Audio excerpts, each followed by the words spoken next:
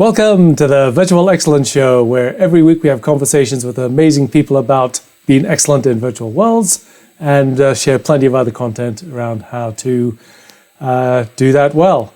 So, a very special treat this week. We are speaking to Harold Jarche, who've long had conversations with, has been a deep and prominent thinker around connected world and how do we make sense of it as we're all connected. So, want to cut to the chase and please welcome Harold Jarche. Fantastic to have you on the show, Harold. It's wonderful to be here. Wonderful to be in Australia without the travel. You're not. You're, in fact, you're not even in the usual 4 time zones of North America. You're way off on the fringe. I'm in the fifth. I'm on the 5th time zone. Well, people say there's only 4 time zones, but in Canada we actually have 6. So I'm in the 5th, which is Atlantic time, and beyond that is Newfoundland time, which is half an hour even later. Oh wow! So, but we kind of get ignored by our big American cousins. So I think it is wonderful that you are certainly geographically isolated, yet you're also very central to conversations. And you and I have been interacting online for a very long time, it seems. Definitely, yeah. It's amazing the number of Australian bloggers that I connected with in the early days, because I think you've been blogging a little bit longer than I have, from the early 2000s, and there's still a number of them that I'm connected to that have stuck with it. And I think perhaps the isolation aspect was part of what may have attracted us to the blogosphere, as it was called at the time. Like in my case, is that I live in a small town of 5,000 people. The nearest major city is 1,000 kilometers away, right? So it's a long ways away. So it's either Montreal or Boston if I cross the border. Wow. And I think by virtue of being in the middle of nowhere is that I had to have a global perspective, because I'm in a bit of a economically depressed area. And so there really wasn't a lot of work opportunities or job opportunities here. And so I think it was I just more naturally figured, well, I got the world and let's see what the heck happens. Yeah, that's really interesting. So Sydney is, I think, since 2000, the Olympics, it is a global city, but it still feels very isolated. And you're right, I was trying to engage. I was doing round world trips once a year to try to be connected to people, and it was such a boon when suddenly you could get onto get the blogs of people who were attending conferences in San Francisco and so on, and being able to connect to that. And that was this time of discovery, of connection, and finding those early people who are engaged and finding each other, and a bit of a tribe developing. And having had the advantage of starting this early, is that it was small, and there really was this openness, transparency, democratic sharing, open source. Everybody sort of things out. There's a fellow, I think he teaches at or works at one of the universities in Australia, James Farmer. I don't know if the name rings a bell, but James did tech support on my Drupal site for me. So this guy in Australia was supporting me as I was trying to figure out what the heck I was doing, because I'm not very technologically savvy. So I mean, the early days of that, particularly of blogging, and when there were a few options, right? And this is, before Twitter, before Facebook, really, is that this sort of medium form of writing was the way in which we conversed with each other, and and they were longer, more thoughtful conversations than anything that you'd see on Twitter today. Yes. So you're interested in this theme. So virtual work is now de rigueur. You've been doing it for, I think fair to say, a long time. Yeah. So what's your experience been of being a virtual worker, consultant, however you describe it, for so long now, way before everyone else? I think, it's interesting. I think that what the pandemic has done is that when you talk about virtual work or remote work, is that everybody can understand it. I remember when I was working with things like enterprise social networks before they were called enterprise social networks, and when Facebook came along, suddenly I had a metaphor, a model. I could say it's like Facebook, but for business. And I think now with virtual work everybody knows what a Zoom conference a call is like. Everybody knows what it's like trying to be plugged in, which has pretty well been my reality for 17 years. In that I did travel before, but 4 trips a year was probably most of it, and a lot of my work was at a distance. So I think that, like in my case, Zoom is probably the 20th video conferencing application that I've used over the years. So I've played with a lot of the different systems, worked with a lot of sort of failed projects, tried this, see how that works. It didn't work. Things fell apart and together. And I think that working virtually over time has, made me, I think, more flexible and also at the same time more specific. When you work at a distance, you have to be the whole notion of working out loud is that you have to be explicit, or at least have places where people can find things explicitly. Like even with one of my clients right now, one of the ways that I communicate with them is through blog posts. Is I say, well, we're interested in this idea. Could you research it a little bit?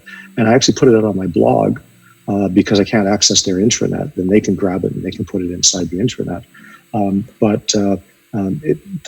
That notion of being explicit, and also I think the other notion is being content with half-baked ideas. And I think you've done that many times. You've put something out there and you're saying, like, I'm not quite sure about this idea, but I'm putting it out there. And I think that for people who work inside organizations, that's a bit of a scary thing. You're going to put something out there, that it's not 100%. It's not presentation perfect, but you're going to stick your neck out there anyway. Yeah, that's really, really interesting. And that ability, that's I've tried to grapple with that a little bit in terms of saying, I found if I do things which look too finished, then everyone sort of just looks at it and says, oh, that looks good. As opposed to things, if you put out things which look less polished, they're more able to participate and add to it. So yeah, and I mean that's the whole thing with virtual work is that it is different, and that we have to have different practices to elicit the kinds of things that we've had millennia to read faces, to sort of somebody looks at you a certain way and it's kind of like, oh, I think I did something wrong, right? But online, even with video conferencing, you don't get all of those cues, and we have to figure ways to work around it or work digitally better. So, just to ask, so you've got lots of experiences in virtual work, and just from that bit, what advice do you have for individuals or for organizations on saying, all right, well, they're suddenly thrust into it, so how should they be going about it? Well, first of all, is that the first thing is you got to cut people slack.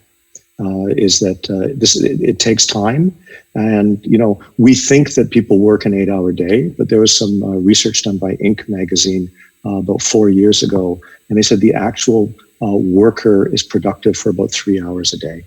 And I think that, like, I know that on a good day, if I do 3 hours of productivity, yeah, that's all right.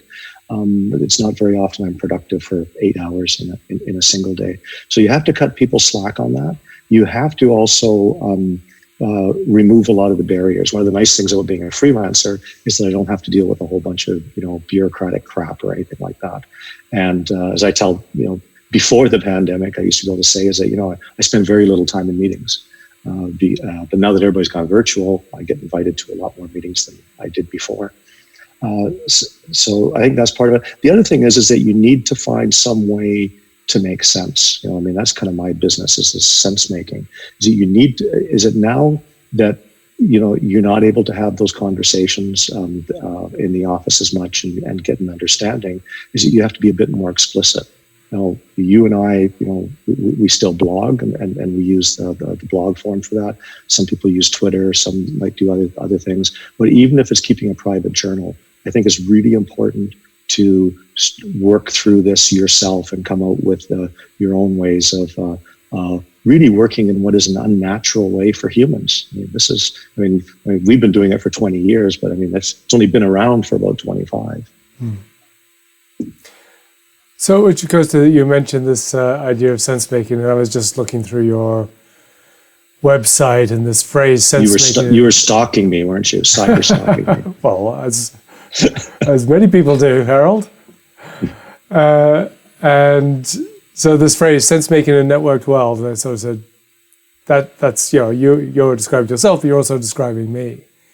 But that is the challenge and the opportunity, where we have incredibly networked world, so many signals, lots of connections between the signals, and you are a structured thinker. You're well known, famed for your frameworks and ways of thinking. So, let's start to unpack that idea of sense making in a networked world. I suppose particularly today, where it's a few other layers of complexity overlaid on that.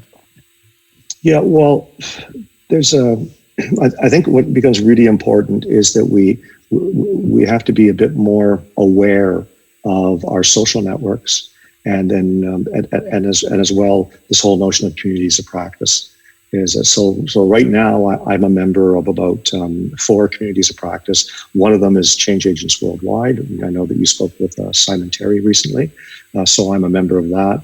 I actually run one myself, and it's called the Perpetual Beta Coffee Club, and that's focused on workplace learning. And then I'm active in a couple of other ones. And knowing the difference between communities and networks becomes really important as we work virtually. So a network is sort of this very loose, open thing. Could be you're on Twitter or you're blogging, and who knows, anybody can sort of come by and make a comment and things like that, but you don't know who these people are. And I know that, Ross, you talked about this before, this whole notion of enhanced serendipity, right? And because you're connected to this diverse multinational network, is that there's really good chances of serendipity. There's also really good chances of being attacked by trolls or bots, or, being flamed or gaslit and all the other bad things that we see about social media. Because social media, particularly consumer social media, is like the Wild West. Really exciting place, but you don't want to raise your kids there. It's kind of like, we're going to move back here a little bit. So finding communities becomes really important. Where is a place that I can go and I can connect with other people who are going to support me? We may argue, right? But that argument is going to stay within the community. So where is this safe space where I can sort of push my professionalism a little bit, where I can connect with others? So one community I belong to has a number of different people with different expertise, like Valdis Krebs, who's an expert in social network analysis. So if I have questions about social network analysis, I just go into that community and I say, hey, Valdis, what do I do? I'm interested in this kind of stuff. And he'll say, oh, you should read this first and check this out and do that and ignore that, right? And then sometimes we'll even have arguments, but the thing is the argument stays there. Whereas on a social network like Twitter, for example, several years ago, I tweeted something and it was picked up by Nicholas Taleb, and he within seconds said, "This is the biggest load of MBA academic crap I've ever seen." And then about 150 other people sort of jumped on top of that and said, yeah, who's this idiot? He doesn't know what he's doing. What's he talking about? I use that as a teaching example to say this is the difference between a network and a community. In a network, right, this sort of this drive-by shooting can happen. Whereas in a community, we're all looking after each other. I mean, it doesn't have to be all, nice and friendly and say, we love you all the time. But you also know that people are going to listen to you and they're going to, respect you. And I found that even I've met some people over the years that I've known through Twitter. And sometimes I say, let's do a Zoom session for half an hour and just talk. And once you've spoken to that person, you treat them very different online. We're humans, right? I mean, it's all about, building trust. And so I think that as we start seeing our work is going virtual, right? But we can't get all the knowledge, information, and growth from our work teams, right? So we have to be out there in the wide open world. And what connects them, in my opinion, are these communities. So I can find some neat, interesting stuff online. Maybe I can formulate an idea. Maybe I'll share it with my community before I even blog it.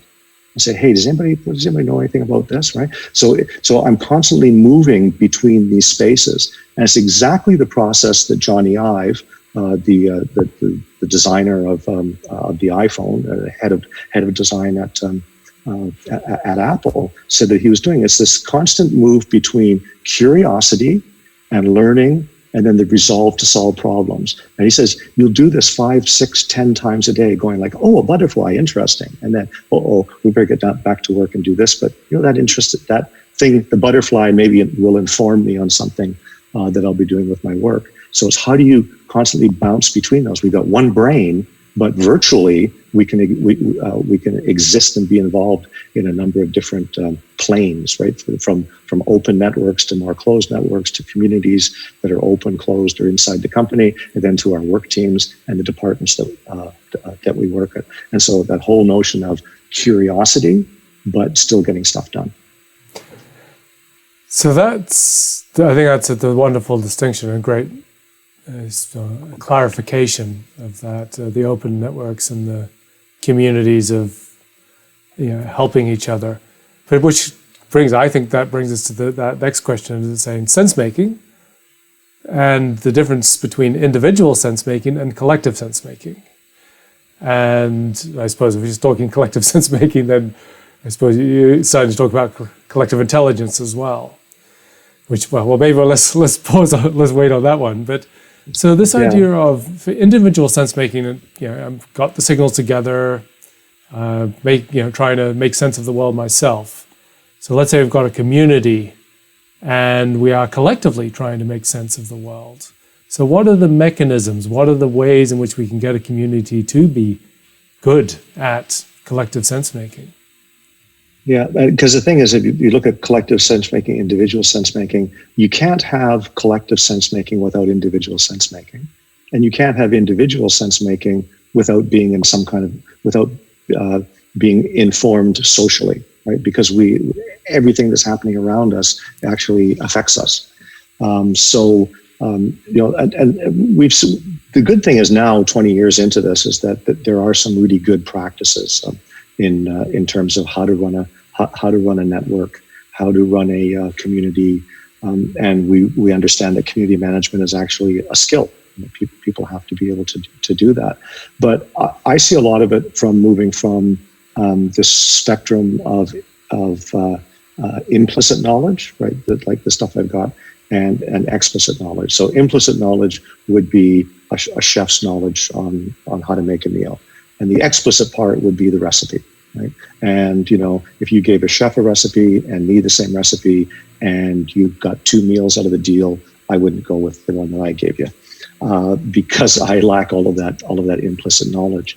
And I think that in collective sense making, it's what are the types of processes we can have in place to make things more explicit in terms of what about stories? That's a way of making, taking something that's in here, making that more explicit. What about working out loud? What about having threads? And I mean, that's the whole roots of knowledge management is making these knowledge bases. And in some cases that a knowledge base could be helpful, though usually, knowledge is only important when you need it. And when you have to actually sort of say, oh, I know how to do that, and click, the brain goes in and you can do that. Or I need to get access to, I need to reread the manual before I start fixing things. So it's, what am I accessing and how am I accessing at the point of need? But I think collectively we can, there's sort of 2 things. There's the flow, us having a conversation is the flow. And then there's the stock or the result, and that would be this recording. So, you and I can have 3 or 4 conversations. This recording is just, it was a point in time, right? But it's not the same as you and I sitting down, having a coffee, and just sort of, waxing philosophically for an hour. Yes. And so some of the frameworks you've built, I suppose they're really helping to explain this, I suppose the nature of these networks and communities. So are there any of the models that you have built or shared or building which you think are particularly relevant today in terms of helping people understand the real structure, I suppose, of how we're working today? Well, so I've developed this framework called Personal Knowledge Mastery. I'll tell you the story about it. Here I am. When I started working for myself, I was actually fired from my job. And blogging was one of the ways I had figured out I could it was cheap and I could connect to the world. And I was reading lots of things. I didn't have money to go to conferences or travel or anything like that. So it was like, okay, how do I use the web to maintain my professional credibility? And I came across the work of several people, but most particularly it was Lilia Efimova, who was working on her doctoral thesis at the time. So Lilia was living in the Netherlands, where she still is. And she was talked about this term called personal knowledge management that a few others were talking about at the time. And that sort of was kind of interesting, because what it was is that she was researching how a number of bloggers were doing knowledge sharing between them. They're all interested in the same phenomena, and they were writing blogs, and they were using that as a way to communicate with each other and to grow their collective knowledge. So I just started writing about it, and then I started saying, okay, well, what the heck do I do? And I started writing a series of blog posts over a few years about this is what I'm using now, and oh, look, I found social bookmarks, and that's one thing I can plug into my PKM framework. And I changed it to personal knowledge mastery. One of the main reasons I did that was to get away from the KM world, yes. Because I really didn't. There's stuff in the KM world that was happening that no, this is PKM is an individual discipline. There's no recipe book for it. It's a framework, and there's big capital P. It's personal. And then it would have been about 4 or 5 years after I started writing about it, I got contacted by Domino's Pizza, their head of leadership development. And he says, I like this PKM thing. Can we put it into our leadership program? And I didn't even think this was a business. This was just a thing I was writing about, right? And I said, okay, cool. And then since that time, over the years, it's been used in a large number of universities. I think it's featured in about 20 different PhD theses that I've come across anyway. And I'm also using it and variations of it because it's a very loose structure. I mean, it's based upon 3 things: seek, sense, share. How do you seek knowledge? How do you make sense of it? And how, when, where, and why do you share it? And then how do you then develop your own personal practices to do that? And then since then, I'm currently doing it with a global bank, where we're actually looking at running it out for the across the entire spectrum as basically a generic skill for all workers, but also the informed leadership development at Carlsberg and ING Bank and a number of other organizations that have used it. And what I found is that with the pandemic and with the lockdown, it's kind of like a light switch has gone on with people. Now, whether it's PKM or whether it's something else, it's that I've got to make sense of what the heck is going on around me. And like I use PKM, my own practice, right, to make sense of this whole of SARS-CoV-2 and COVID-19 and the different, what does each one mean? And as the pandemic came along, I started using my network to connect with other people who were doing that, building feeds, and then realizing that things like, oh, epidemiologists and public health people aren't in the same bucket, and they actually disagree with each other. Okay. Oh, and data scientists, let's not put them in there. But actually, you have to be getting, good sense making from all of them, and it's about stuff that I don't understand. I've never even taken a course in biology, right? But I have to make decisions, for my life, perhaps, on how to. And luckily, there have been some really good people, such as Trish Greenhalgh, who's at Oxford University, who's become kind of like the unofficial expert for COVID in the UK. And Nicola Granatino, who has a company called Chronicle. And it's interesting because I've met Nicola, and the platform is pretty well based on PKM principles, but it's a mix of AI plus human sense making and heuristics, putting that together to find out where the best sources of information are based upon reference from peers, and who's the trusted peer in the network, and who are people referring to, and then feeding that through. So what started out for me as how the heck do I make sense of the web, and now because I've articulated it, has become a tool for a lot of people to start thinking about, what do I do now that everything is virtual? Because that's pretty well where we're at is that, and I know you've said that, in a connected world, if your skills aren't world class, you're a commodity. Ross Dawson. I know he said that, right? And that's kind of where, so that suddenly, that shifts the framework a lot. Is it, oh, now I'm competing with people all over the world? Yeah. Yeah, that's, well, it's one of the, again, our deep intersections back in the 90s. As I initially encountered knowledge management, I was making this distinction between individual information knowledge skills and organizational information knowledge skills. And so it's, and I think that I've always thought that the individual knowledge skills have been vastly undertaught, certainly. And you run a workshop, sort of an ongoing. Yes, yeah, I run a 60-day public workshop. Anybody can sign up for that, and then I run custom workshops for organizations if they need them and if they want to do it all in-house.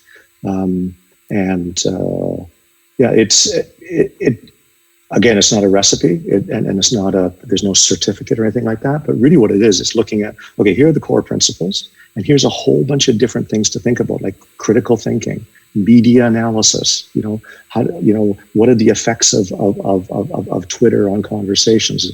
And then some people that have never thought about those aspects. So it has 18 different activities that we do through it. And at the end of it, the objective is that people are ready to start their own practice.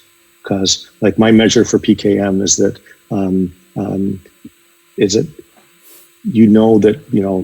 PKM works if it works for you. So because you have to make something internal and you have to make sense of it. And I'd like to go back to the international, the competitiveness, right, in a connected world, because that's one of the things that you wrote a number of years ago, and it's really stuck with me on that. And I think that that it happened this in the last few months. I was referred through Twitter to an article by somebody who's a marketer, like a pretty leading marketer from what I could tell. I know nothing about marketing, and I don't read marketing material, but this guy was telling the story. And he was telling the story about being locked down. And so he was fine working from home. He was pretty well a virtual worker. But his wife, one of the things that she really liked doing was yoga. And she had a yoga instructor come to the house once a week. Gary was his name. And Gary would spend an hour and they'd go through it. And it was kind of, it was a good point in her week, right? She said, that was good. I got my yoga instructor, individual instruction. I get to be better at yoga. And then when the lockdown happened, Gary, like a whole bunch of other people, went to Zoom. And it was okay. And it went quite well. Now, for Gary, it was a really good thing because Gary didn't have to jump in his truck and drive, and this is in a pretty remote area, to see his 10 or 20 clients that he had. Instead, he could do everything from Zoom. And then when the lockdown was lifted, Gary told his clients, I'm not doing face-to-face anymore. I'm not doing it personal. I'm doing it on Zoom. Made sense for Gary, costs a lot less money and everything like that. And this fellow's wife was looking at it and said, Gary's pretty good, but if I'm doing this by Zoom, how do I see if I can find somebody who's better? So Gary just killed his only advantage, which was he was the only guy in this area who gave face-to-face yoga lessons. And when he went online, suddenly he's the same as everybody else online. And I think that's where a whole bunch of people have suddenly found themselves. Yes. And so right now, for those who have the similar analog stories to Gary, it's deep challenge and massive opportunity. Well, it was the same with you and I. I mean, we do public speaking as well. And one of the things I noticed is when the lockdown started is that the people that I would consider the A-list speakers, the ones getting $50,000 a pop and traveling all over the place, were starting to do virtual conferences for free. Well, what does that do to me? It's kind of like, well, the only way to compete with free is free or don't do it, right? And so I think the whole conference speaking, like what you're doing here, this is the show, the podcast, is that everybody's gone on that, and that in some ways we are competing with the big names and stuff like that. So we have to really understand. I mean, I think as you mentioned, is that in that world of where everyone's connected, and having world-class skills is that there's a whole bunch of niches, right? And that we can, and like for me, PKM has become, a very personal niche that not many people are involved in. Yes. So I think in the speaking thing, that is going to, I see that personally as a massive opportunity in the medium to longer term, because I used to literally fly 24 hours to be somewhere for, an hour, or maybe sleep, and then fly 24 hours back again. And so, and that is, and it's all unraveling and re-raveling together. But I think that's a great possibility for me, where I'm just geographically isolated from most parts of the world. Yeah. I think that there's an opportunity, a growth opportunity in small, focused, on-site, invitation-only types of sessions. Right. I think that we're going to see that happen. Is kind of like, okay, I'm not going to travel 20 times a year, but I can do one or two. But it's going to have to be a deep experience of, okay, there's 20 people here that I want to talk with. We're there for a week. We have time. We can do it. I can block it off. And so I think that that's sort of the high end, wouldn't really call it luxury, but that high end, more expensive type of event and much smaller, 50 people or less. I think there's going to be a growth in that area and not in the 10,000 people at a conference. Yes. Which takes us back to the Sensemaking. Yeah. So, we could talk for forever, but I suppose to round out, want to come back to organizations. Organizations ask you, Harold, tell us, what should we do? How should we enhance our ability to create value? And of course, I believe the answer is different for every organization. But where we are today, what are your reflections? What are the things that you think organizations and leaders need to be focusing on to be ready for the world today and what it's likely to become moving forward? Yeah, well, starting with leaders or those in leadership positions in organizations is the term that I prefer. You're not a leader; you just happen to be in a leadership position. And I like to say that leadership is helping make your network smarter.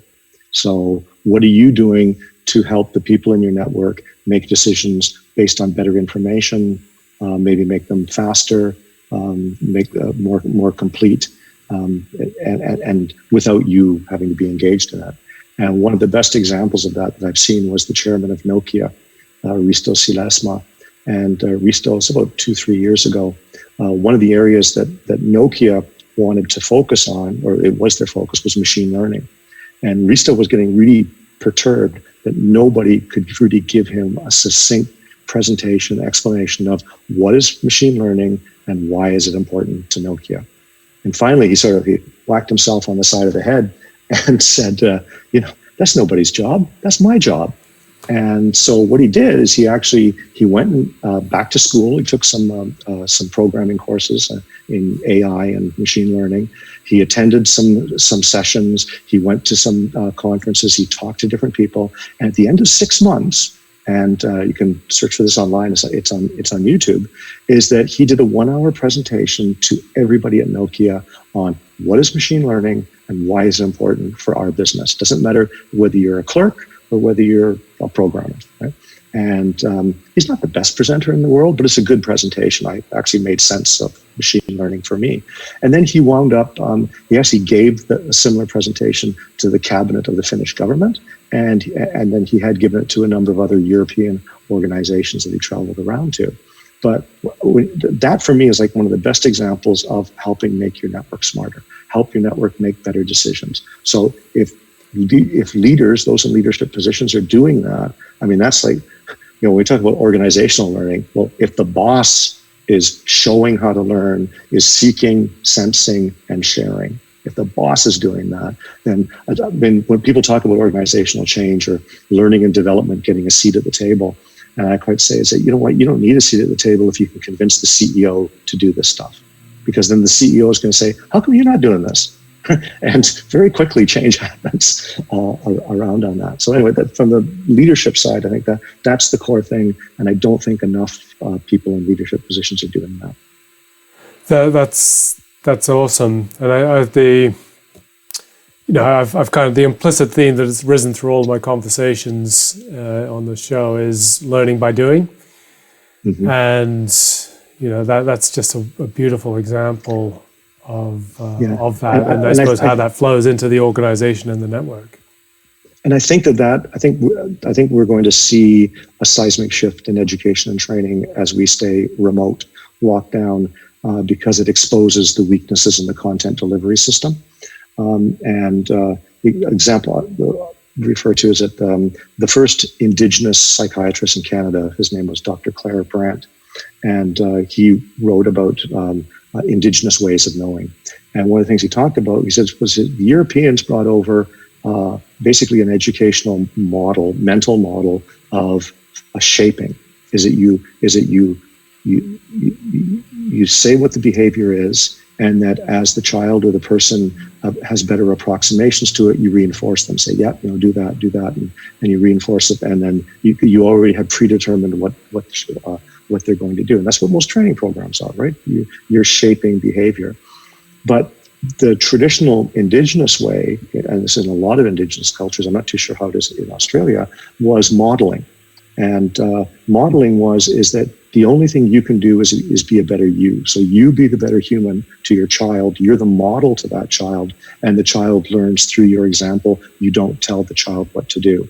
And they use the example of toilet training. So the European model of toilet training is, daddy or mommy shows the child what to do. Maybe they get pull-up diapers. They get reinforced for, good boy, you did your job.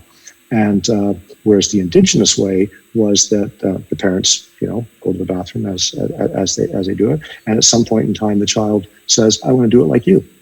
And when the child and it takes about a day, as opposed to all the frustrations I know that parents have had with things like toilet training. Now, for things like teaching calculus, might not work as well. I'm not sure. So how do people find out more about your work, Harold? Well, my website. So that's the best one. So just jarche.com. And that's where pretty well everything is. I'm active on Twitter. I'm on LinkedIn, but I still haven't figured out what the heck I'm doing there. Other than saying what I've been doing on Twitter or what I've been doing on the blog. The blog is the best one. I have an ebook for sale.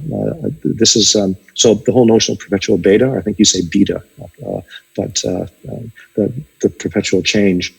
After blogging for 10 years, I took the best of my blogs and I wrote an ebook on that. And then I wrote a series of them on different things. Like one on leadership, one on personal knowledge mastery, another one on models and frameworks. And then since 2018, I've been trying to put one out about every 18 months, and where I sort of edit like crazy, see what new stuff there is. And again, it's perpetual beta, so I'm sort of it's constantly upgrading and moving it. So right now it's like a 160-page book, and it sort of covers everything you wanted to know about anything I've written. And that covers things from democracy to entanglement to personal knowledge mastery to communities of practice, networks, quite a broad range of things that interest me. Fantastic. No, great to have those resources out there. Thank you so much, Harold. I think we might have to sometime in the future do a follow-up session because we've only scratched the surface. Yeah, definitely. I'd like to do that. It'd be great. Thanks, Ross. Thank you so much, Harold. Have a wonderful day. So that was Harold Jarche. Amazing insights, wonderful conversations, sort of there from the beginning of Connected World, sharing his insights. So if you've liked this, please like the video and subscribe to our channel, which helps us to do more of this moving forward. Thank you and have a wonderful day.